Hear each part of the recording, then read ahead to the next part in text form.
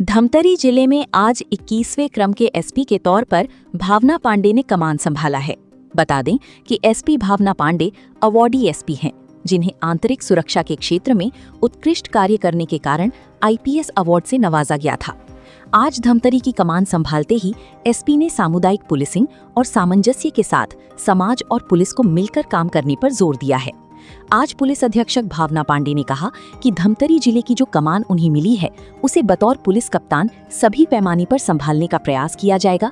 साथ ही धमतरी पुलिस अपराधियों पर लगाम कसने के साथ साथ समाज के आमजनों से दोस्त की तरह जुड़ेगी।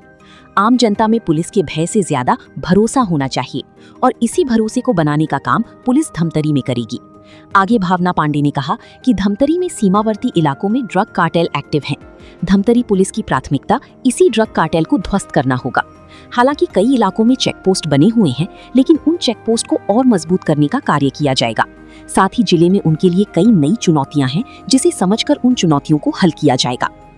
जी, सबसे पहले तो मेरे स्वागत के लिए आपका बहुत बहुत धन्यवाद। मैं वर्ष 2000 की उप पुलिस अधीक्षक की सीधी भर्ती हूँ, जब मध्य प्रदेश और छत्तीसगढ़ एक हुआ करता था।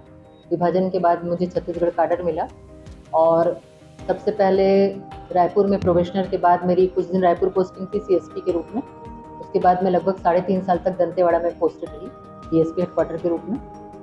फिर उसके बाद मैं 3 साल तक राजनांदगांव में थी डीएसपी एजेके एंड क्राइम के रूप में। उसके बाद वहाँ से मेरी पदोन्नति के बाद मैं स्पेशल ब्रांच में इंटेलिजेंस विंग में काम कर रही थी और पिछले वर्ष 2025 में मुझे आईपीएस के रूप में पदोन्नति मिली। उसके बाद मैं एआईजी सुरक्षा के रूप में पुलिस मुख्यालय में थी, जहाँ से अभी मेरी पुलिस अधीक्षक धमतरी के रूप में पदस्थापना हुई है।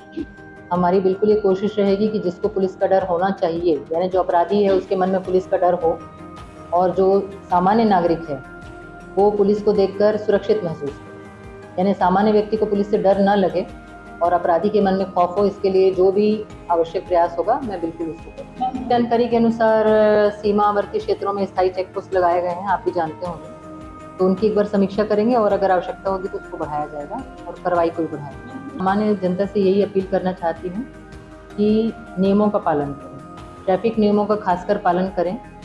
जो हम एक्सीडेंट्स का कारण है शराब पीकर गाड़ी चलाना, ओवर स्पीड में चलाना, 3 सवारी चलाना, या बड़ी जो गाड़ियाँ होती हैं वो ओवरलोडिंग होती है वैसे करना, या प्रतिबंधित क्षेत्रों में जाना, या स्कूल टाइमिंग में अगर मना है तो भी आप उसमें रोड में गाड़ी चला रहे हैं। तो पब्लिक से मेरी यही अपील है कि आप नियमों का पालन करें, सुरक्षित रहें। आपका परिवार हमेशा आपके लिए रास्ता देखता है जहाँ तक ट्रैफिक एक्सीडेंट्स की बात है।